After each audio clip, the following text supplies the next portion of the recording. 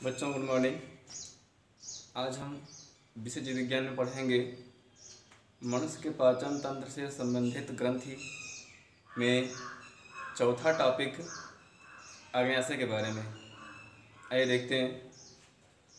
हमने एक figure draw कर रखा है जिसमें दिखा रखा है कि जो अग्न्याशय है हमारा पैंक्रियाज, यह एक पत्ती की संरचना होती है जो कि गुलाबी रंग की होती है और आमाशय के ठीक नीचे लगी होती है। और जो रचना होती है यह हमारे मानव शरीर की दूसरी सबसे बड़ी ग्रंथि होती है। ठीक है ना। पहला क्या था हमारा? पहला था हमारा लीवर, दूसरा है हमारा क्या? अग्न्याशय है। ठीक है ना, अर्थात पैंक्रियाज है। तो पहला था हमारा मानव शरीर की सबसे बड़ी ग्रंथि थी लीवर, और जो दूसरी सबसे बड़ी ग्रंथि है वह क्या हो जाएगी? पैंक्रियाज अर्थात तो अग्न्याशय। आप देखते हैं इसकी जो पोजीशन कहाँ पे लगी होती है। इसका पोजीशन है यह ग्रहणी की सीध में लगी होती है, ग्रहणी के ठीक सीध में ही होती है। इसका भार जो है लगभग 60 से 90 ग्राम तक हो सकता है। ठीक है। और जिसकी लंबाई है, और देखते हैं लेंथ के बारे में, तो लमसम पाते हैं हम यह 12 से 15 सेंटीमीटर तक होती है।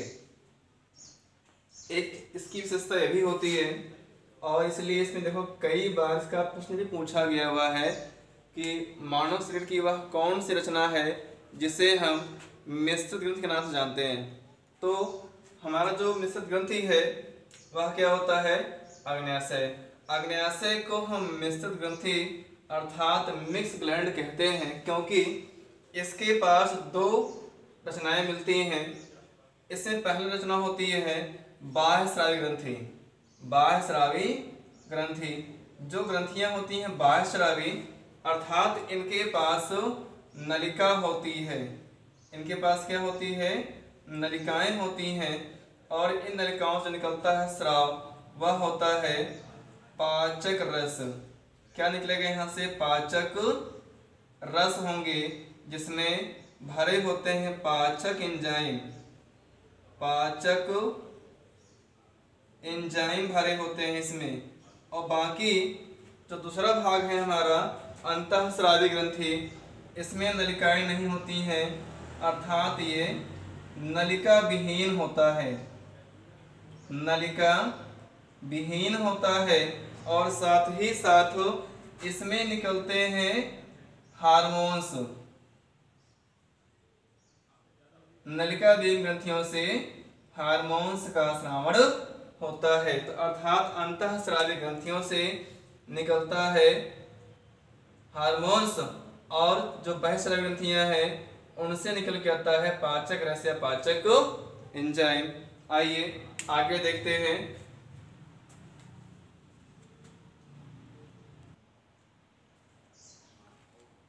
अग्न्याशय में जो अंतःस्रावी भाग होता है उसमें अधिकांशतः लैंगरहैंस की दीर्घिकाएं मिलती हैं। लैंगरहैंस की दीर्घिकाओं में मुख्यतः अल्फा, बीटा और गामा कोशिकाएं होती हैं या डेल्टा कोशिकाएं मिलती हैं, जिनमें से प्रमुखतः दो एंजाइम का स्राव होता है। अल्फा कोशिकाओं और बीटा कोशिकाओं जो होती हैं, अल्फा कोशिकाओं से निकलता है ग्लूकेगान, और जो बीटा कोशिकाएं से निकलता है इंसुलिन हार्मोन्स।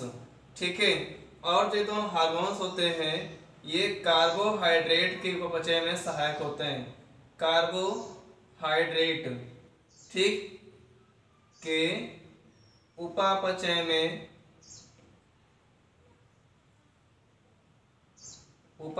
में नियंत्रण करते हैं। ठीक है।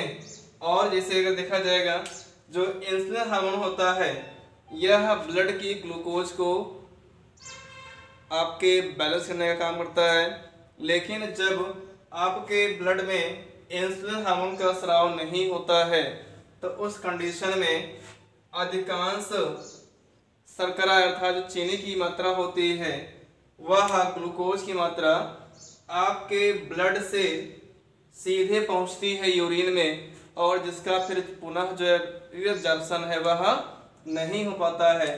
तो उस कंडीशन में इंसुलिन नहीं है तो ऐसा हो रहा है।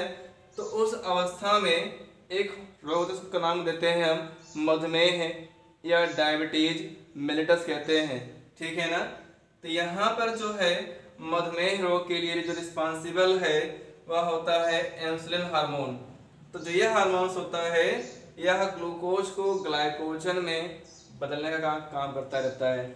जो अगला हार्मोन है ग्लूकागॉन, यह भी जो है एक टाइप का विशेष हार्मोन होता है जो कि ब्लड की अगर आवश्यकता पड़ती है कि कहीं मान लीजिए ग्लूकोज कम पड़ रहा है तो ग्लूकोज जैसे कि ग्लाइकोजन बना होता है कि बॉडी में संचित होता है, तो ग्लाइकोजन को यह ग्लूकोज में कन्वर्ट करने का कार्य करता है।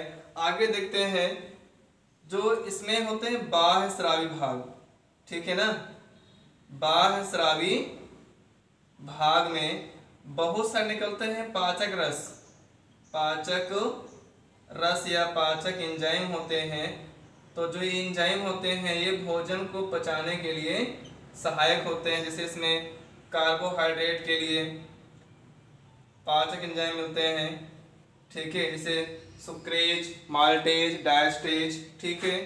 प्रोटीन को पचाने के लिए भी इसमें प्रोटीन पाचक एंजाइम्स भी होते हैं, ठीक, प्रोटीन के लिए। और जैसे वसा है तो वसा को पचाने के लिए भी यहाँ पर लाइपेज एंजाइम होते हैं, ठीक। प्रोटीन के लिए रेनिन या काइमोट्रिप्सिन, ठीक है, ट्रिप्सिन, काइमोट्रिप्सिन यहाँ पर प्रोटीन पाचन एंजाइम पाए जाते हैं। तो बाह्य स्रावी भाग जो है केवल पाचक रस या पाचक एंजाइमों का करता है श्रावण।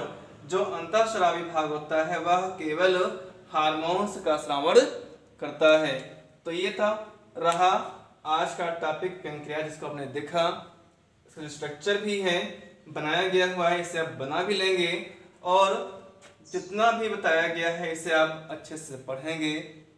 आगे मिलते हैं अगले वीडियो में, तब तक धन्यवाद।